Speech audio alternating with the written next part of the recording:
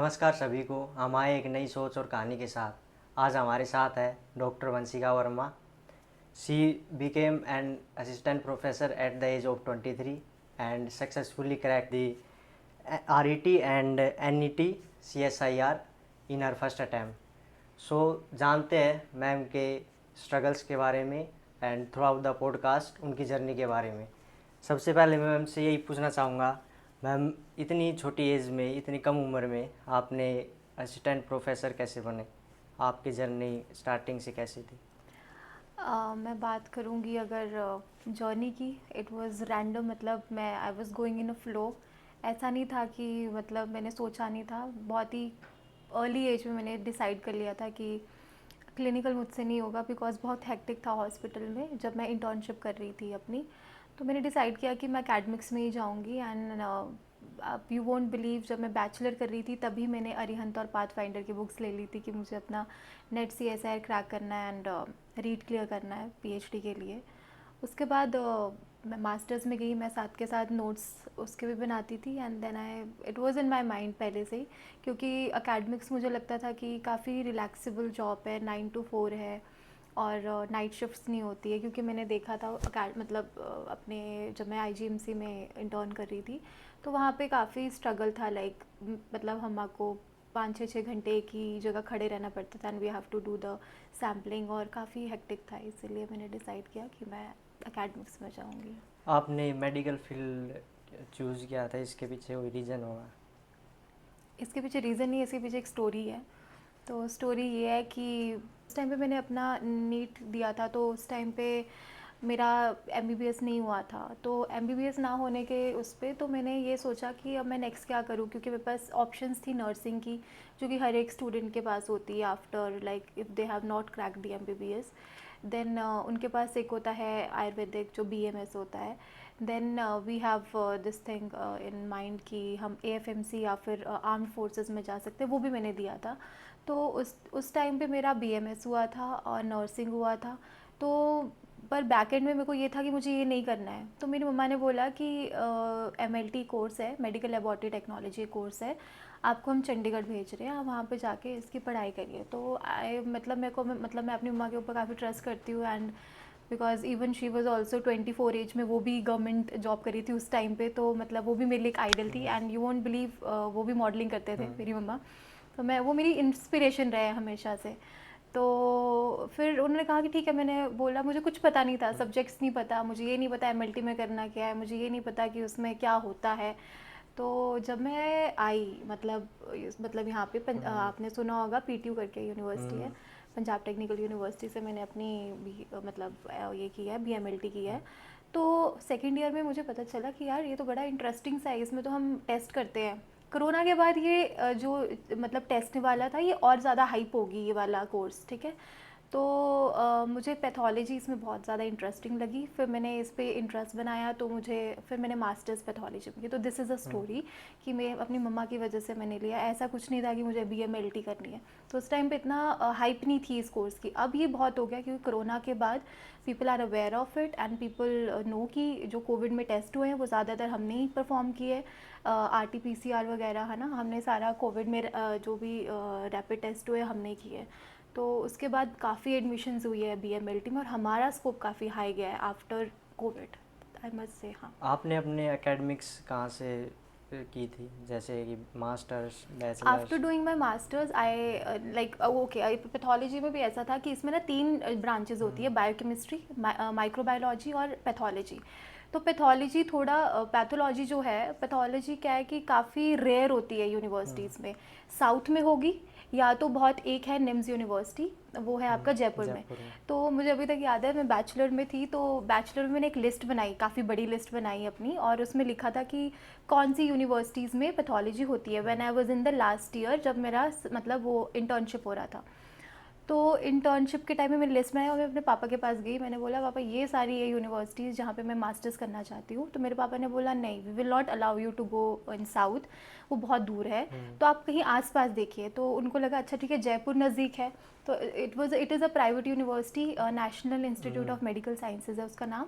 तो पापा ने बोला कि अगर आपको यहाँ एडमिशन मिलता है, और मेरे को वहाँ पे स्कॉलरशिप मिली थी क्योंकि मेरी बैचलर में काफ़ी अच्छे परसेंटेज थे, तो आप वहाँ जा सकते हैं, क्योंकि यहाँ से चंडीगढ़ से एक बस जाती है रात को और वो सुबह पहुँचा देती है, तो वो पापा को था कि हाँ आप जा सकते हैं। तो देन आई डिसाइडेड ओके, मेरे को करनी तो पैथोलॉजी में थी। अभी भी आप देखोगे बच्चे पूछते हैं मुझसे कि कहाँ से मैं करूँ अपनी क्या कहते हैं पैथोलॉजी में। हाँ, तो मैं उनको बताती हूँ कि अच्छा निम्स यूनिवर्सिटी अच्छी थी क्योंकि वहाँ पे एमबीबीएस भी होता है। एंड अभी भी बहुत रेयर ऐसी यूनिवर्सिटीज़ है जहाँ पे पैथोलॉजी मास्टर्स कराती हैं, मतलब अभी भी नहीं है। यहाँ पंजाब में नहीं है, और आप देखेंगे तो जयपुर में भी, दिल्ली में भी नहीं है। मतलब वहाँ पे दिल्ली में इतने बड़े बड़े यूनिवर्सिटीज़ हैं, वहाँ पे भी पैथोलॉजी में मतलब इट्स अ यूनिक कोर्स। अब मैंने एमएससी एमएलटी पैथोलॉजी में किया था, तो it was a unique course. And pathology थोड़ा टफ होता है क्योंकि उसके लिए हॉस्पिटल चाहिए होता है, ऑर्गन्स की आपकी टिश्यूज़ और उसकी स्टडीज़ होती है, जो जितने भी आपकी बॉडी के अंदर ऑर्गन्स होते हैं, जब उनका ऑपरेशन हो जाता है तो हम उसको डाइसेक्ट करते हैं और हम उसको माइक्रोस्कोपिक एग्जामिनेशन देखते हैं कि उसमें क्या क्या प्रॉब्लम्स रही हैं। तो इसके लिए आपको प्रॉपर एक हॉस्पिटल चाहिए, तो हर एक यूनिवर्सिटी के पास हॉस्पिटल नहीं होता है। तो इसीलिए मैं वहाँ पे एमबीबीएस था जहाँ पे मैंने अपनी पैथोलॉजी मतलब मास्टर्स की है। या सो मैंने ऐसे कंप्लीट किया था। 2-3 कॉलेज बता सकते हैं आप पैथोलॉजी के लिए जो बेस्ट है स्टूडेंट्स का? सी देखो, बेस्ट तो व्हाट आई से इज़ पीजीआई ऑब्वियसली, है ना। पीजीआई और एम्स अगर निकल जाए, बट एम्स में भी क्या है ना, पीजीआई की अगर मैं बात करूँ, पीजीआई में ऐसा है कि आपको 3 साल का एक्सपीरियंस चाहिए तब जाके आप मास्टर्स कर सकते हो, which is very bad, which I believe. क्योंकि बच्चों को वो जो पढ़ने में अच्छे हैं उनको एक एटलीस्ट एक चांस मिलना चाहिए कि आप एक्सपीरियंस क्यों मांग रहे हैं, है ना। तो अगर आपके पास 3 साल का एक्सपीरियंस है तो आप वहाँ पे जा सकते हो और क्रैक कर सकते हो। मैंने कोई बीच में गैप नहीं लिया था, तो मैंने वो एग्ज़ाम दिया नहीं। पीजीआई बेस्ट है। दूसरा आपका एम्स का निकलता है, बट एम्स में पैथोलॉजी अगेन नहीं है। Best I would say NIMS, वो सच्ची में अच्छा था मेरे लिए।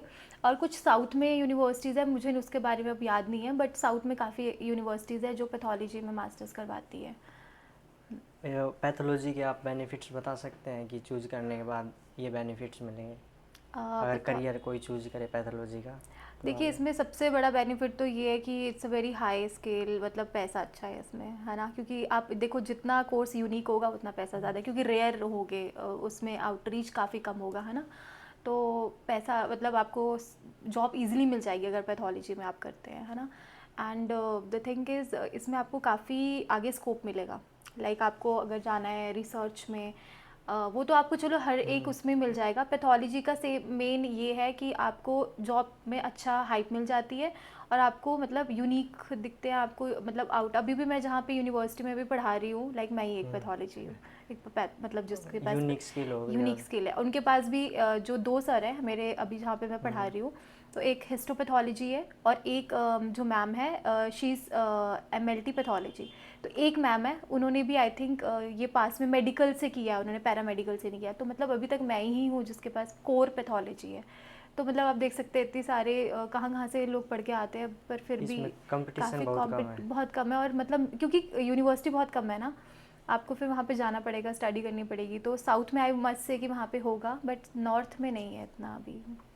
स्पेशलाइजेशन जैसे हेल्थ केयर में आपने स्पेशलाइजेशन की पैथोलॉजी के अंदर, तो उसके क्या स्किल्स हैं स्टूडेंट्स क्या को करनी चाहिए स्टार्टिंग में, अगर वो सोच भी रहा है इस करियर में जाने के लिए? आई थिंक स्किल का कुछ नहीं होता है, सीधी सी बात है, स्किल्स नहीं चाहिए होता है। इट्स अबाउट योर इंटरेस्ट, कि आपका इंटरेस्ट किस में बन रहा है। पैथोलॉजी बहुत इंटरेस्टिंग है मेरे को तो लगता है। अब कईयों को इंटरेस्टिंग माइक्रोबायोलॉजी लगती है, तो इंटरेस्ट का बात है। स्किल्स सब में होता है, तभी वो एमएलटी कर रहे हैं, है ना। वो स्टार्टिंग से एमएलटी कर रहे हैं, उसके बाद हम मास्टर्स कर रहे हैं एक सब्जेक्ट में, तो स्किल तो उनकी बैचलर में ही डेवलप हो गई है। मास्टर्स में आपके पास इंटरेस्ट होना चाहिए एक चीज़ करने का, और एम्बिशन होना चाहिए, विजन होना चाहिए कि मुझे यही करना है। मैं बहुत ज़िद्दी हूँ, मतलब कुछ चीज़ों को लेके। तो मेरा ये ज़िद थी कि मैं पापा को बोल रही थी मुझे जाना है तो इसी में जाना है, नहीं तो मुझे नहीं पढ़ना है। मतलब मेरी ये डिमांड थी घर वालों से कि मुझे पढ़ाना है तो इसमें पढ़ना है। तो मेरे डैड ने बोला चलो ठीक है, ओके फाइन, पैथोलॉजी करनी है तो आप जयपुर जा सकते हो। तो इसीलिए मतलब एम्बिशन होना चाहिए आपको, इंटरेस्ट होना चाहिए। मैंने वो बहुत ही, मुझे अभी तक याद है, मैं अपने रात को 1-2 बजे तक मैं अपनी नाइट शिफ्ट देती थी। और कोविड में जब सारे घर पे थे तो तब भी हम वहाँ पे काम कर रहे थे। तो वो एक अंदर से ज़ील होनी चाहिए। अगर वो नहीं होगा इंटरेस्ट तो आप नहीं कर पाओगे, चाहे अंदर आप में कितनी मर्जी स्किल्स हो, है ना। तो I think what I feel, interest होना ज़रूरी है। डॉक्टर बनना आसान है या मुश्किल है? नॉर्मल? देखिए, एमबीबीएस का तो मुझे नहीं पता, but if I talk from the research, PhD का, it's very very tough tough क्यों है मैं बता देती हूँ, क्योंकि बहुत पेशेंस चाहिए। मतलब पेशेंस कैसे चाहिए, अब मैं जैसे अब कोई कोई ऐसे है स्कॉलर्स जो कि पीएचडी रेगुलर कर रहे हैं, है ना, उनके पास कोई काम नहीं है, वो सुबह जाएंगे अपना रिसर्च करेंगे, घर आएंगे और सो जाएंगे।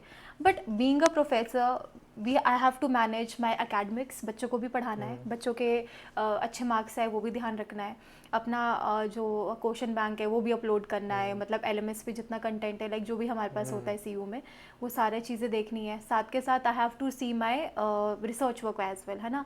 4:30 के बाद, लाइक 4:30 के बाद आप सोचो कितना आप कितने ड्रेन हो जाते हैं आजकल के स्टूडेंट्स, टाइम अपन रहता देख। ही नहीं है। यस, तो उसमें बहुत हेक्टिक है, पेशेंस बहुत चाहिए, बहुत ज़्यादा पेशेंस चाहिए पीएचडी करने के लिए।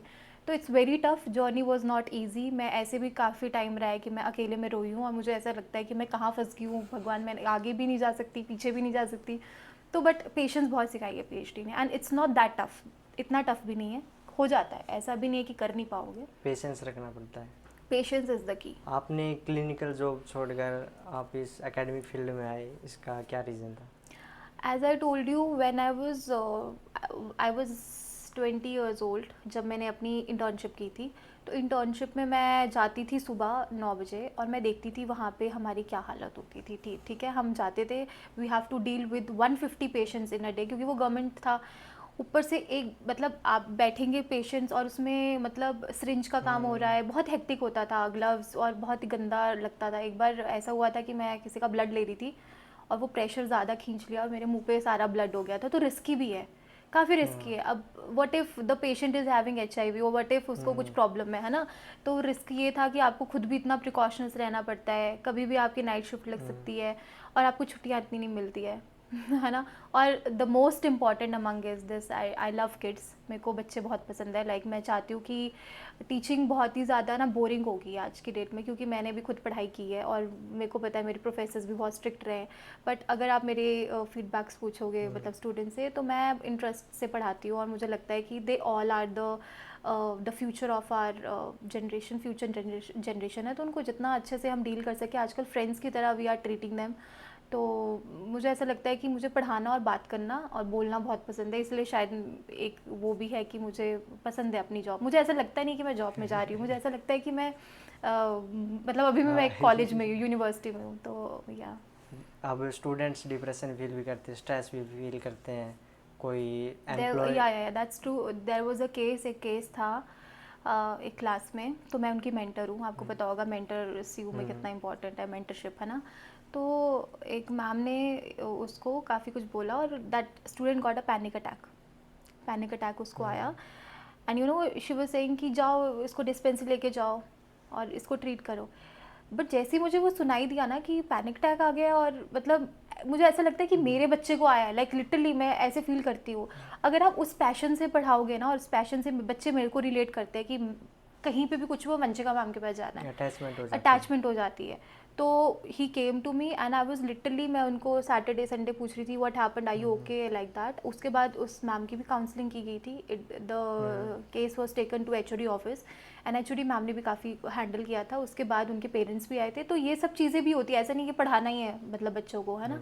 तो आपने ठीक बोला, स्ट्रेसफुल लाइफ है, बहुत ज़्यादा बच्चे स्ट्रेस ले लेते हैं क्योंकि आजकल के टाइम में दे आर वेरी सेंसिटिव। तो how to deal with them. और उसके बाद हम मेंटर्स होते हैं उनके, तो हमें उनको समझाना भी पड़ता है at times. We have to, the best way to boost the stress is going do something physically active, आपको रहना पड़ेगा। ऐसे नहीं कि आप 4:30 खाए और सो गए और फिर एक कमरे में बैठ के बस फ़ोन स्क्रॉल कर रहे हो, that is not good. But which I believe you can go to gym, you can play football, you can play something which is in your hobbies, है ना, जो आपको पसंद है खेलना। तो उससे क्या होता है कि मेंटल स्ट्रेस डाउन होता है। ये मैंने अभी देखा है क्योंकि मैं खुद जिम जाती थी, अभी तो नहीं जा रही हूँ, बट हाँ मैं जाती हूँ।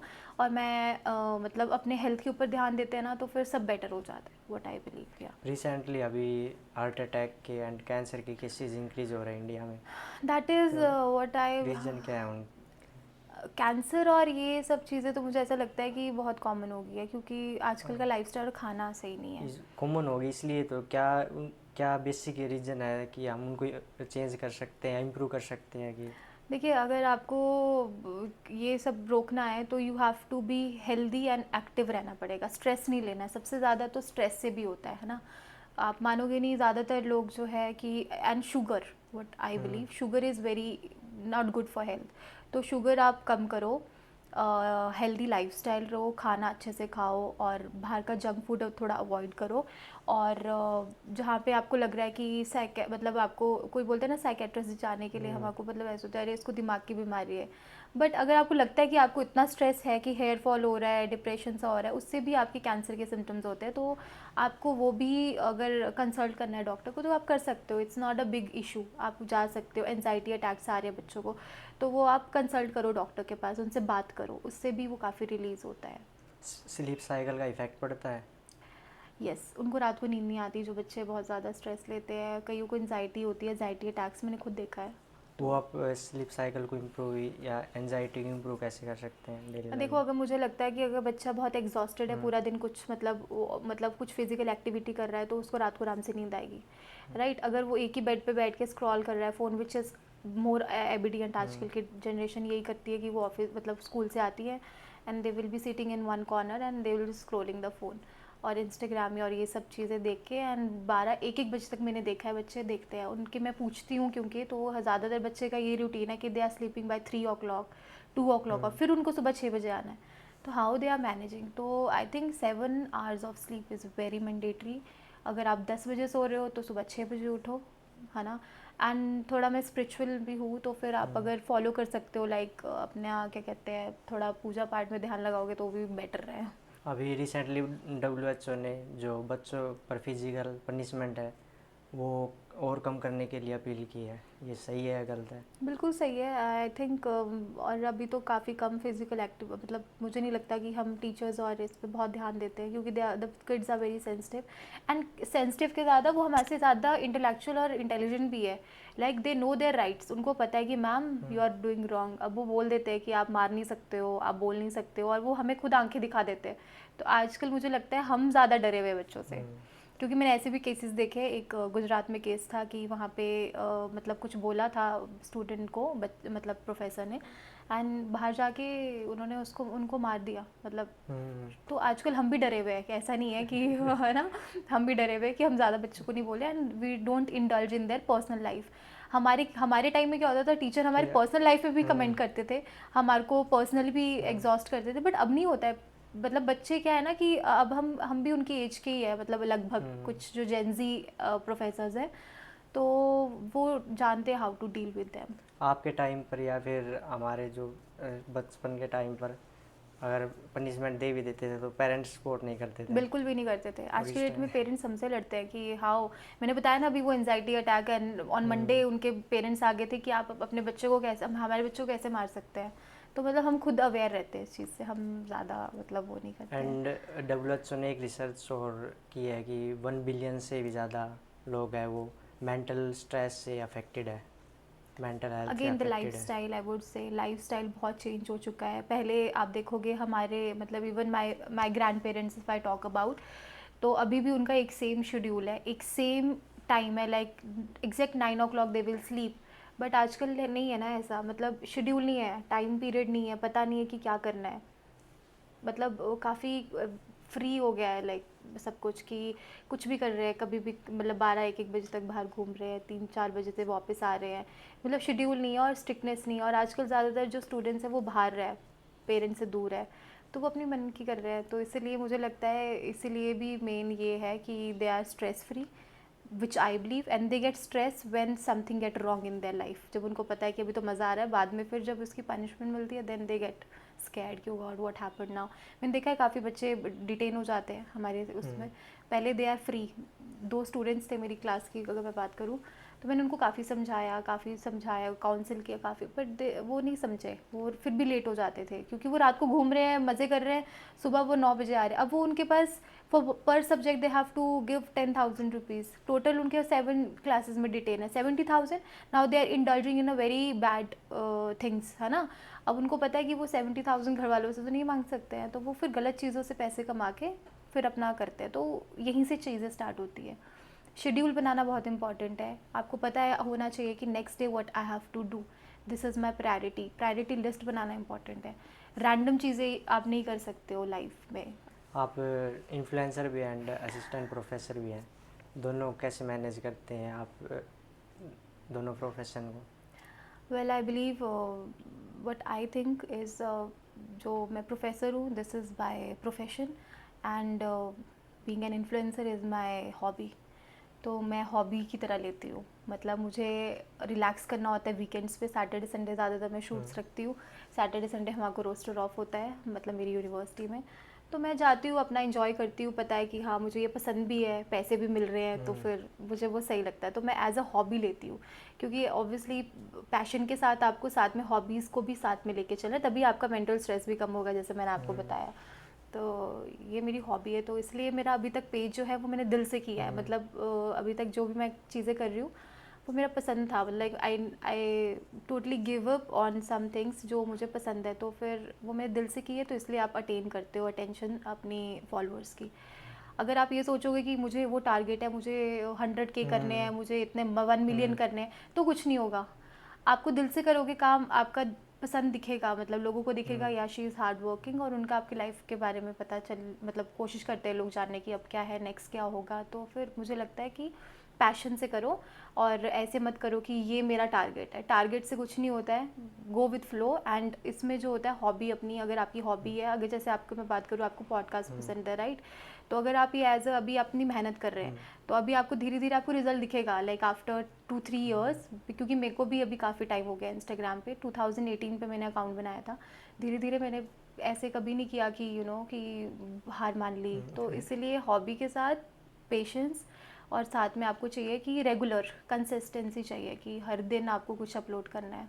तो बैक एंड में मेरे ये भी दिमाग में रहता है कि वो संडे को मुझे क्या करना है, मेरे इंस्टाग्राम पे मुझे क्या डालना है, ऐसे। काफ़ी ब्रांड्स के साथ भी कोलैब किया हुआ आपने। हाँ, कुछ अगर उनके बारे में बता सकते हैं आप? ब्रांड्स मैंने निर्वाणा स्क्वायर जो है वहाँ पे मैंने काफ़ी ब्रांड्स किए हैं। स्टारबक्स किया है, आपका ये किया है, निर्वाणा में नॉकआउट है वो किया है, ब्रू एस्टेट है, और उनकी एक प्रॉपर्टी का भी है वो भी किया था मैंने। एक और ब्रांड है सागर रत्ना, वो भी मैंने किया है। कईयों की कुछ नए नए अपनी सलोन्स खुलते हैं, तो उसकी ओपनिंग के लिए भी मैं गई हूँ। अभी रिसेंटली लैक्मे फैशन वीक में मेरा वो हुआ है, तो फिर उस पर भी मुझे प्रोडक्ट्स फ्री के मुझे काफ़ी मिले हैं। कुछ ज़्यादा मैं एक चीज़ बोलूँगी कि हर ब्रांड और हर उसमें ये नहीं होता है कि हम पैसा और यही देखें, फेम देखें। कोई मैंने कोलैबोरेशन ऐसे भी किया है जो मैंने, मतलब किसी को हेल्प चाहिए थी मेरी, तो वो भी ज़रूरी है। किसी की हेल्प कर दोगे तो you will see the karma, it will get back to you in many ways. तो आपको, मुझे ऐसा है कि मैंने किस शूट से पैसे नहीं लिए, बट किसी से इतने ज़्यादा आगे कि कितने एक्सपेक्ट नहीं किया था। तो कुछ अच्छा करोगे ना तो वो भी आपके लिए सही है, लाइक विच आई बिलीव। सो ये है। और रेस्ट मैंने कौन से ब्रांड के साथ किया है जो कि बहुत फेमस था, हाँ एक टी सीरीज़ था मेरा, टी सीरीज़ का शूट था, but I was not able to go there because of my academics. उसके लिए 2 महीने की छुट्टी चाहिए थी, तो फिर इसलिए मैंने वो स्किप कर दिया, पर वो भी काफ़ी बढ़िया अपॉर्चुनिटी थी। इफ़ यू आर कंफर्टेबल, आप बता सकते हैं कि दोनों में सबसे ज़्यादा इनकम किस चीज़ में है आप उन्होंने एवरेज? वेल ऑब्वियसली इन्फ्लुएंसर में है, बहुत पैसा है, बहुत ज़्यादा पैसा है। रिसेंटली आपको अब मिलते हैं उस बेस के ऊपर अगर बता सकते हैं कि रिसेंटली आपको उससे ज़्यादा मिल रहे हैं या फिर? ऑब्वियसली एक एक दिन के मुझे मतलब काफ़ी अच्छे मिले हैं, जो कि मेरी कभी कभार पूरी सैलरी होती है। हाँ ऐसा भी हुआ है कि मतलब इन फ्यूचर अगर आपको और ज़्यादा मिलने लग जाए, आप इस प्रोफेशन को नहीं, मैं मुझे नहीं लगता मैं इस प्रोफेशन को छोड़ सकती हूँ, क्योंकि मैंने इतनी मेहनत की है, पढ़ाई की है। तो मैं इसको ऐसे नहीं कि मैंने अपना इतना सारा स्ट्रगल करके और मैंने लास्ट में छोड़ दिया just for the sake of money. तो पैसा है, ठीक है, अच्छी बात है, बट वो ये ना हॉबी है ये मेरी, ये मेरा पैशन नहीं है, ये मेरी हॉबीज़ है। हॉबी से ही मैंने इतना किया है, तो ठीक है। बट आई बिलीव अगर भगवान देगा तो इतना काफ़ी है, ज़्यादा नहीं चाहिए।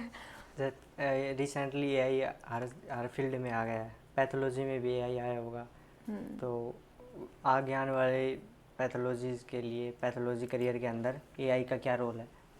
Well you are very right. अभी मैंने recently I have been to Delhi AIIMS की कॉन्फ्रेंस में गई थी मैं।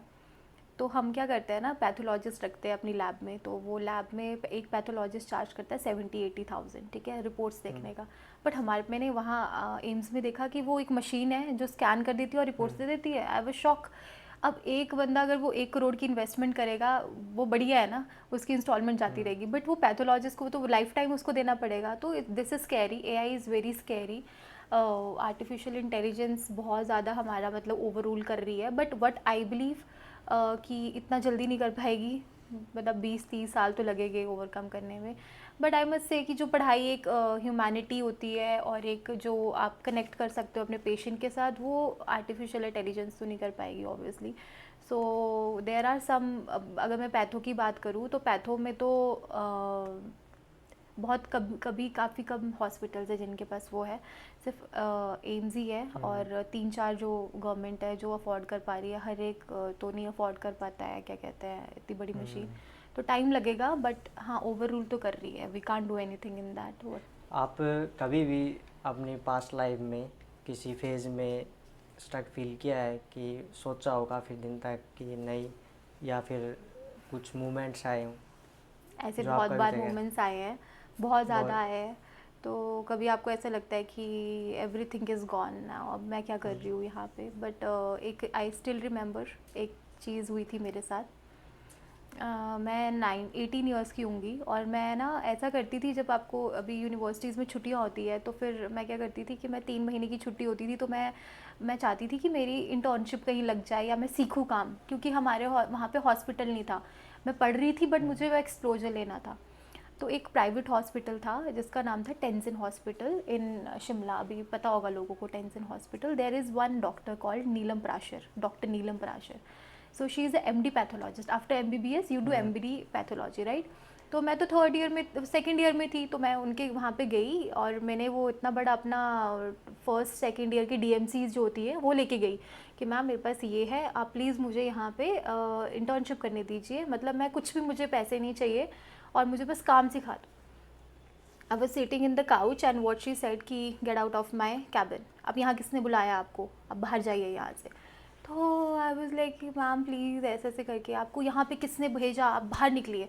आई स्टिल रिमेंबर, मैं बाहर निकली और बाहर एक सोफ़ा था और मैं बैठ गई सोफ़े पे, और नीलम पराशर वो मेरे दिमाग में ऐसा बैठा है, वो ग्रीन कलर का बोर्ड था, वो सब मैंने ना मतलब स्कैन जो होता है, तो आप बोल सकते हैं, आपने बोला ना पैथोलॉजी क्यों चूज़ किया, तो मेरे दिमाग में वो भी था कि oh my God she is a doctor, in this course I can not be a doctor, right, मैं डॉक्टर तो बन नहीं पाऊंगी, तो आई कैन डू पीएचडी, और वो मेरे दिमाग में चल रहा है। और नीचे लिखा है पैथोलॉजी, मैंने कहा पैथोलॉजी तो मैं भी पढ़ रही हूँ, तो ऑब्वियसली मैं मास्टर्स भी कर सकती हूँ। One day I will definitely go to her and I will say that see this is very bad, I was a very young age, मेरे को आपको बच्चे की तरह समझाना चाहिए था, बट सी द गॉड, मतलब उसके बाद मैं घर गई, मैं रोते हुए अपने पापा के पास गई, मेरे मॉम एंड डैड शाम को आते थे घर, तो मैं घर जाके I was sitting there and I told them कि डैड मुझे इंटर्नशिप करनी थी and this what happened, and my dad said it's okay, I will take you to IGMC, Indira Gandhi medical college, and I was like वहाँ हो जाती है इतनी बड़ी हॉस्पिटल।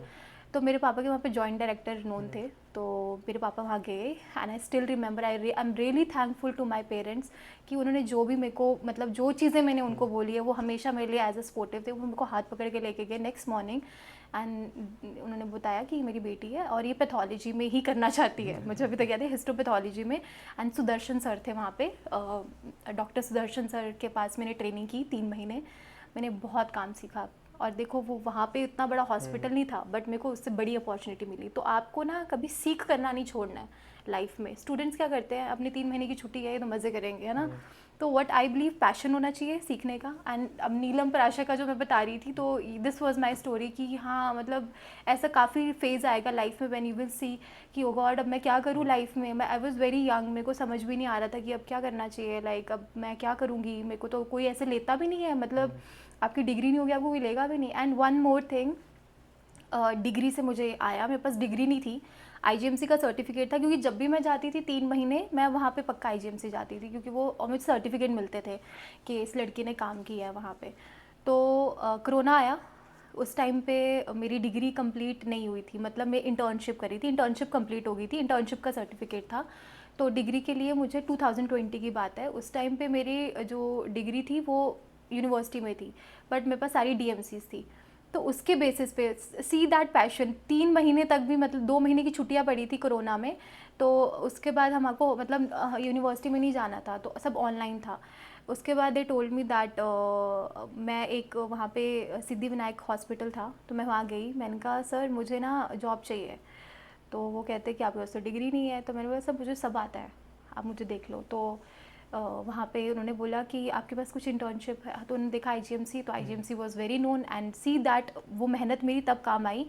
पूरा 1 साल का इंटर्नशिप पीरियड था, और 1 साल में आपको रख लेते हैं अगर डिग्री भी नहीं है तो उन्होंने मुझे रख लिया। एंड मेरी उस टाइम पे सैलरी 5000 रुपीज़ थी। तो मतलब मैंने 5000 में वो सारा काम ही, मेरे घर के बहुत नज़दीक था, तो बाकी सारे स्टूडेंट्स घर पे थे, बट मैं वहाँ पे जाती थी सिद्धिविनायक सुबह 9 से 4 बजे। एंड जिस दिन मेरे को फर्स्ट डे सैलरी मिली, it was a cash, and literally मैंने वो हाथ में पकड़ी थी। आई वाज क्राइंग, क्योंकि मेरे को ऐसा लगा कि यार मैंने कुछ मेहनत की कमाई की है, अभी तक मैंने अपने पेरेंट्स के पैसे लगाए हैं। तो वो फर्स्ट सैलरी जो मेरी आई थी, मैं अभी तक याद है। आपने वो सैलरी कहाँ यूज़ की? मैंने अपने घर पे मतलब घर वालों के ऊपर खर्च कर दिया था। हाँ, मतलब सबको पार्टी दे के, अपने भाई को मैं रोज़ बाहर लेके जाती थी। हाँ, तो ऐसे आई अर्न। एंड उसके बाद मैं पैथोलॉजी में, फिर मैंने उसके बाद उसी नवंबर इनटेक में मैं वहाँ गई थी आगे मास्टर्स करने। क्या इस इंडस्ट्री के एक्सपर्ट एंड नेफ्ट और पीएचडी के बिना इंडस्ट्री में पढ़ा सकते हैं? हाँ डेफिनेटली, बट डिपेंड करता है। जैसे मैं बताती हूँ, हमारे इसमें पैरामेडिकल में नेट CSR क्रैक करना इतना इंपॉर्टेंट नहीं है, क्योंकि हम CSR के अंदर नहीं आते हैं, हम लाइफ साइंस के अंदर नहीं आते हैं। लाइफ साइंस के अंदर आते हैं जो नॉर्मल नॉन क्लिनिकल है। नॉन क्लिनिकल मतलब जिनको हॉस्पिटल का एक्सप्लोजर नहीं है, जैसे normal BSc botany, chemistry, biology, ये सब आते हैं। तो नेट अगर उनके लिए इंपॉर्टेंट है, बट एज सच अभी as per the government rule, तो ये मुझे पता नहीं था, बट मैंने क्रैक कर लिया था। मतलब मुझे ये पता नहीं थी ये बात, बट मैंने क्रैक कर लिया था। और उसके बाद जाके मैंने अपना सिद्धिविनायक हॉस्पिटल था जयपुर में, I was the assistant professor there for 1 year. जैसे मेरी मास्टर्स कंप्लीट हो गई थी, वहाँ पे भी मेरे पास डिग्री नहीं थी। वहाँ पे मेरे पास डिग्री नहीं थी, बट प्रोविजनल था, लाइक DMCs थी। तो जब नेट क्लियर था, तो उससे मुझे वहाँ पे प्रोफेसर रख लिया था। उसके बाद मैंने जब PhD में एडमिशन लिया, बनस्थली विद्यापीठ गवर्नमेंट, मतलब गर्ल्स की यूनिवर्सिटी है, तो वहाँ पे रीट था उनका रिसर्च एंट्रेंस टेस्ट, तो वो मैंने क्रैक किया था। उस टाइम पे मेरे को अभी तक याद है कि मैं जॉब पर भी जाती थी, साथ में कोचिंग लेती थी। फिर उसके बाद मैंने दिसंबर में पेपर दिया था, तो 2022 फरवरी में मैंने अपना इनरोल किया था, 23 में इनरोल किया था अपना PhD में। It's a very long journey. या बहुत सारी कहानियाँ हैं मेरे पास, अगर आप पूछोगे तो मेरे पास बहुत कहानियाँ। And it's a very drawback कि हाँ, कभी कभार मतलब मैं देखती हूँ अपना पीछे का सारा लाइफ, तो मैंने वो सारी स्ट्रगल करके मैं यहाँ बैठी हूँ, तो आई फील वेरी हैप्पी कि मैंने कुछ किया है ज़िंदगी में। या ये बेसिक सवाल है, जैसे सभी का नॉर्मल, ग्लोइंग स्किन के लिए कोई ड्रिंक लॉट्स ऑफ वाटर, पानी पियो। और क्या कहते हैं, शिमला में, मैं शिमला से हूँ, तो शिमला की ज़्यादातर स्किन ऐसी होती है। जस्ट टैबलेट वगैरह भी अगर कोई यूज़ करना चाहे यूज़ कर सकता है? इसमें मैं कुछ नहीं बोलूँगी। टैबलेट आप कर सकते हो, ऐसा नहीं है, बट खानी नहीं चाहिए टैबलेट्स। आपने शायद कहीं पोस्ट किया था या फिर क्या था? या आई स्टिल रिमेंबर। देखिए, बायोटीन की तो गोलियां मैंने भी ली है। बायोटीन मतलब बालों के लिए होता है, ठीक है। बाल झड़ गए थे मेरे, डिप्रेशन में, स्ट्रेस हो गया था मुझे बहुत ज़्यादा, तो इधर से सारा मैं आई वाज फीलिंग। तो सप्लीमेंट्स कुछ अच्छे होते हैं, मल्टीविटामिन ले सकते हो यंग एज में, 25 से लेकर 30 के बीच में मल्टीविटामिन खा सकते हो, बायोटीन खा सकते हो, जिसकी डेफिशिएंसी है। अब ऑलरेडी पता है कि आप वो चीज़ें खाने से आप ओवरकम कर सकते हो। जैसे मैंने बोला पानी पियो, तो पानी से आपका स्किन ग्लो करेगा, राइट। अगर वही चीज़ें अगर आप सप्लीमेंट ले रहे हो, तो वो मुझे नहीं लगता वो सही है, क्योंकि आपकी बॉडी इनटेक कर सकती है। हाँ, किसी की किडनी ख़राब है या कुछ डायलिसिस चल रहा है, then you can take the supplement कि चलो स्किन ग्लो के लिए। तो आई वुड से कि सप्लीमेंट भी ठीक है, बट ऐसा नहीं। अभी जब मैं बताती हूँ, प्रोटीन काफ़ी बच्चे खाते हैं प्रोटीन। मेरा भाई है खुद का, और वही वो सेम, दीदी मुझे ना क्रेटनाइन लेके लाई हो, क्रेटनाइन। क्योंकि तुझे पता है उसमें होता क्या है, like why are you asking for it. Creatinine is a young age, like 22 लोगों से जान के they are taking the supplements, which is not good. Protein आप एग से भी ले सकते हो, मीट से ले सकते हो, अगर आप नॉन वेज हो, राइट, नॉन वेज खा सकते हो, तो वो कर ले सकते हो, सप्लीमेंट की ज़रूरत नहीं है। हाँ, कुछ वे प्रोटीन्स आते हैं जिसमें मतलब वो हेल्दी होते हैं, वो आप ले सकते हो, बट ट्राई ये करना चाहिए कि नेचुरली आप नेचुरल दो अपनी बॉडी को। आपने अभी अपने बायोटिन्स यूज़ किए थे हेयर के लिए, हाँ, हमें बता सकते हैं? हाँ, बायोटीन देखो, बायोटीन मैंने गमीज़ खाई थी, है ना, बायोटीन की। उसके बाद मैंने टैबलेट्स ली थी मल्टीविटामिन्स की, मैंने जिंक की, और उसमें काफ़ी इलेक्ट्रोलाइट्स होते हैं, वो लिया था। तो काफ़ी अच्छा लगा। मुझे बैक प्रॉब्लम रहती है, मुझे बैक में प्रॉब्लम रहती है क्योंकि हमारा प्रोफेशन ऐसे खड़े रहना पड़ता है, तो बैक पेन होती है।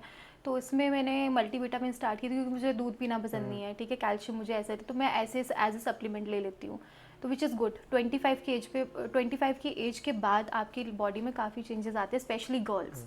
तो गर्ल्स को तो आई would recommend that they should eat and they should take supplement in some cases but not regularly. 1-2 महीने के पीरियड में लो, हफ्ते में एक वो आती विटामिन D3 वो ले सकते हो, है ना, डॉक्टर से कंसल्ट करके कि आपके बॉडी पे क्या सूट करता है, कितनी mg सूट करती है। आपने मैम मॉडलिंग भी की हुई है, तो आपके मॉडलिंग करियर के बारे में बता सकते हैं तो, फेज के बारे में। मॉडलिंग मैं सच बताऊँ, मेरा जब मन होता है मैं तब करती हूँ। मतलब सीधी ये सही सही बात है कि मुझे पता है कि सैटरडे संडे मुझे छुट्टी मिल रही है, तो मैं सैटरडे को अच्छा ये वाला ब्रांड का शूट है, अच्छा इतने पैसे मिल रहे हैं, मुझे लगा फ्लेक्सिबल तो मैं चली जाती हूँ, नहीं लगा तो मैं नहीं जाती हूँ। तो it depends on my mood. और मुझे लगता है कि मॉडलिंग का ऐसा है कि एक होता है प्योर पैशन मॉडलिंग का, बट मेरे फेशियल एक्सप्रेशन ऐसे मॉडलिंग वाले आ जाते हैं जो कि कुदरती, मैंने कभी कुछ ऐसे नहीं किया। मेरी मम्मा भी मॉडलिंग करती थी अपने टाइम में, तो मैं बोल सकते हैं कि जीन्स में ही है। मेरी मम्मा भी काफ़ी अच्छी, if you will see the photographs of her, तो वो काफ़ी, मतलब she was a model at her age, तो वो जीन्स में ही है, which I believe. Thank you ma'am, हमारे लिए थैंक टाइम यू सो निकाला मच। आपने। मैम ने काफ़ी अच्छी बातें बताई, लाइक पैथोलॉजी के बारे में, अपने करियर को कैसे आप चूज़ कर सकते हो, एंड थ्रू अपनी स्ट्रगल्स के बारे में बताया कि पास्ट में क्या क्या चीज़ हुई एंड क्या क्या इम्प्रूव कर सकते हो। Welcome. So thank you. Then आपसे काफ़ी चीज़ें सीखने को मिली, एंड थैंक यू। मैं होप करता हूँ कि हमारी ऑडियंस को भी काफ़ी चीज़ें सीखने को मिलेंगी। देन फिर मिलते हैं।